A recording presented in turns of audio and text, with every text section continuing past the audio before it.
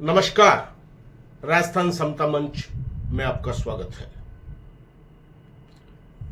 एक कहावत है, बाप बड़ा न भैया, सबसे बड़ा रुपया। तो इससे मिलती जुलती ही एक दूसरी कहावत भी आपको हम बताते हैं। जद बाढ़ खेत न खावे, बी खेत ने कौन बचावे। चूरू कांग्रेस की राजनीति में ऐसा लगता है कि ये कहावतें 101% प्रमाणित होती चली जा रही है। एक जमाने में चूरू नगर परिषद में श्री रामगोपाल बहेड़, श्री मुरलीधर शर्मा, श्रीमती सुमित्रा देवी शर्मा, श्री विजय कुमार शर्मा, श्री गौरी शंकर मंडाईवाला, स्वर्गीय श्री रमाकांत ओझा जैसे लोग सभापति की कुर्सी तक पहुंचने में कामयाब रहे। इनमें हम अगर बात करें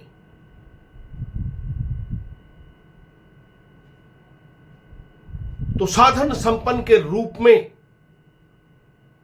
हम एक ही नाम ले सकते हैं, गौरी शंकर मंडाईवाला। वे भी आज जितने संपन्न हैं उतने उस वक्त नहीं थे, लेकिन ये अपनी अपनी पार्टी के नेताओं के आशीर्वाद से चूरू नगर परिषद के सभापति के पदों पर सुशोभित रहे और इनके कार्यकाल में इनमें कांग्रेस के सभापति भी हैं और भारतीय जनता पार्टी के सभापति भी हैं। हो सकते हैं इनके कार्यकाल में कुछ राजनीतिक बदले की भावना के छुटपुट घटनाएं घटित हुई हों। यह भी निर्विवादित हो सकता है कि चूरू शहर की जो सबसे महत्वपूर्ण गंदे पानी की निकासी की समस्या जो थी, इस समस्या की ओर कोई विशेष ध्यान इन सभापति की ओर से नहीं दिया गया। लेकिन 2008 के बाद चूरू की राजनीति में जब 2008 में हाजी मकबूल मंडेलिया चूरू के विधायक बने, तो उसके बाद जो नगर निकाय का चुनाव हुआ,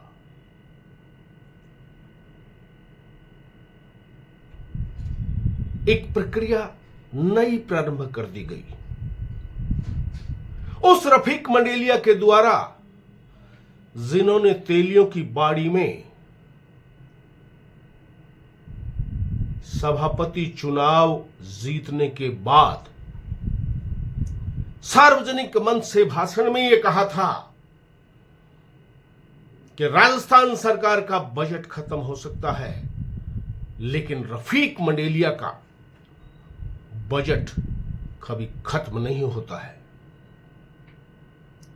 उनके कार्यकाल में एक नई परंपरा चूरू की राजनीति में शुरू की और उसके बाद से चूरू नगर परिषद में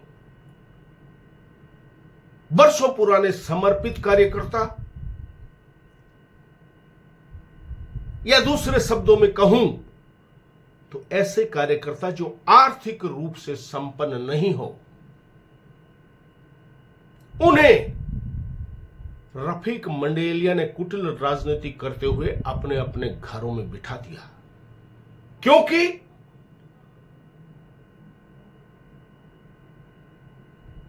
सभापति का टिकट देने से पहले वे टेबल पर एक मुश्त राशि रखवाते हैं।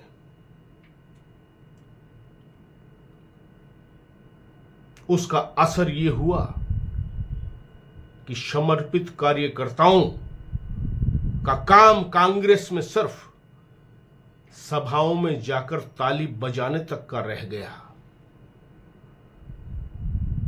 और मालदार लोग माल देकर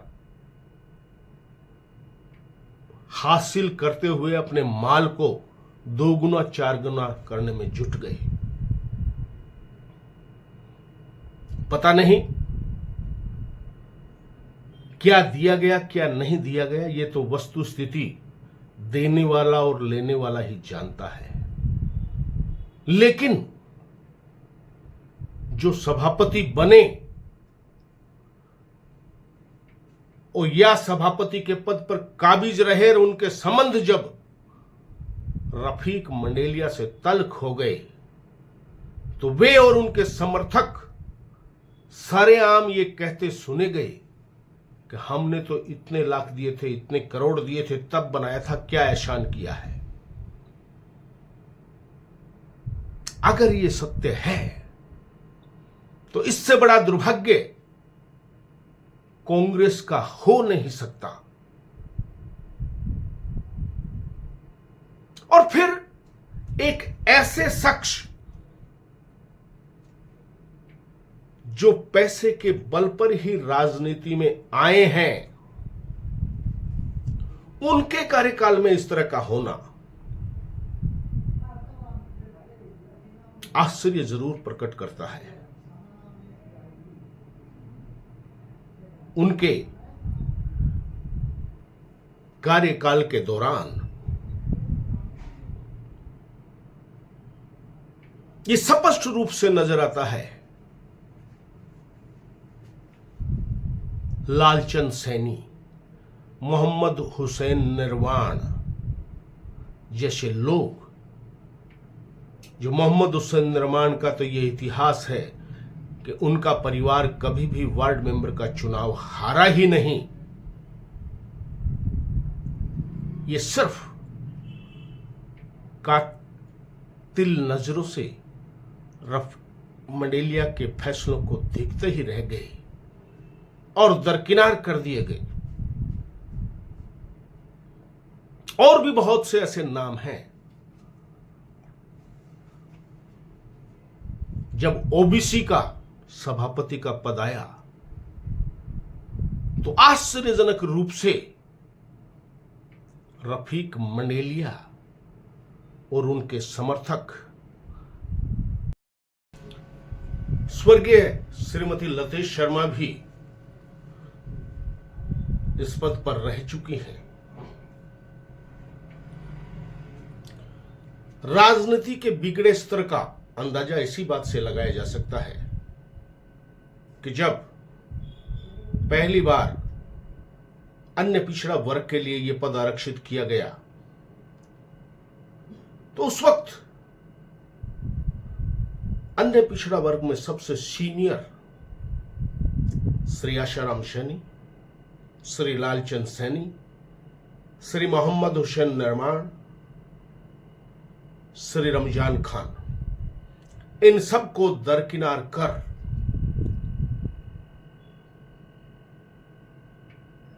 जिसका कांग्रेस की राजनीति से कोई लेना देना नहीं था, उस पायल सैनी को वार्ड का दो टिकट देकर, एक उनके जेठानी मृणाल सैनी को और एक उनको 59 नंबर से देकर के सभापति के पद पर न जा। यह दिगर बात है कि बाद में वही पायल सैनी रफीक मंडेलिया के गले की फांस बन गई। और रफीक मंडेलिया का तो जिस तरह का जीवन शैली है, गुलाम बनाकर रखने की, तो जितने भी राजनीतिक निर्णय उन्होंने 2008 के बाद किए वे सभी उनको भारी ही पड़े। सबसे पहले उन्होंने इमरान खान को ब्लॉक अध्यक्ष बनाया, उसके बाद सभापति के पद पर गोविंद महनसरिया को अवसर दिया, प्रधान पद पर रणजीत सातड़ा को अवसर दिया, फिर सभापति के चुनाव में पायल सैनी को अवसर दिया, प्रधान के चुनाव में दीपचंद राहड़ को उपेक्षित कर धर्मेंद्र बुडानिया को अवसर दिया। गाहे बगाहे सभी की स्थिति सबके सामने है। कुछ लोग आज भी डूब के बैठे हैं इस लालच में कि उनको एक बार फिर से प्रधान और सभापति का अवसर मिल जाए। बाकी तो खुली बगावत पर भी आ गई।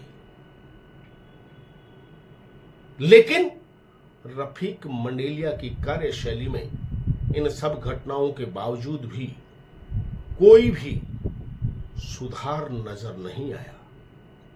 जबकि इसके उलट हम अगर भारतीय जनता पार्टी की राजनीति पर गौर करें तो ये तो देखा गया है कि नेता की पसंद नापसंद के आधार पर फैसले लिए गए हैं, लेकिन इस आधार पर कोई भी फैसला नहीं लिया गया कि अमुक व्यक्ति आर्थिक रूप से संपन्न है इसलिए उसको प्राथमिकता दी जाए। गोविंद महनसरिया के बाद भारतीय जनता पार्टी में स्वर्गीय श्री रमाकांत ओझा ने भी भरकस कोशिश की थी फिर से सभापति बनने की, लेकिन वहां उन्हें अवसर नहीं दिया गया क्योंकि वो अब नेता की पसंद नहीं रहे थे और विजय कुमार शर्मा को अवसर दिया गया। ये सबके सामने जगजाहिर है। लालचंद सैनी को वार्ड का चुनाव हराने के लिए पैसा लगाने लग गए क्योंकि किसी व्यक्ति विशेष से कांटेक्ट सभापति पद का बेचकर हो चुका था। ऐसे में यह सवाल उठता है कि क्या अब कांग्रेस में समर्पित कार्यकर्ताओं की कोई आवश्यकता नहीं है? रफीक मंडेलिया की जिद और लेन देन के कयासों के बीच ही चूरू जिला पंचायत समिति का पद भी कांग्रेस के हाथों से निकला था।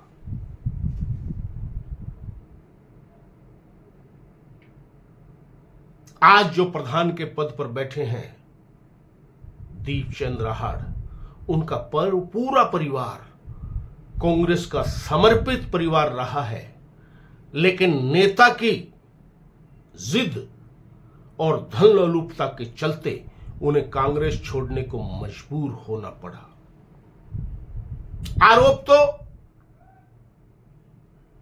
पूर्व में जब भंवरलाल पुजारी कांग्रेस के जिलाध्यक्ष बने थे उन पर, और वर्तमान में जो इंद्राज खीचड़ कांग्रेस के जिलाध्यक्ष बने हैं उनकी नियुक्ति में भी इस तरह के आरोप सारे आम कांग्रेस के लोग भी स्वीकार करते हैं और अन्य भी कि नरेंद्र बुडानिया विधायक, रफीक मंडेलिया जैसे लोगों ने कांग्रेस को सिर्फ धन बटोरू संस्था के रूप में देखकर ये सब फैसले किए हैं, क्योंकि इस तरह के लोगों से धन भी आता है और अपने पूरे कार्यकाल के दौरान वे गुलाम बनकर भी रहते हैं। ऐसे में कांग्रेस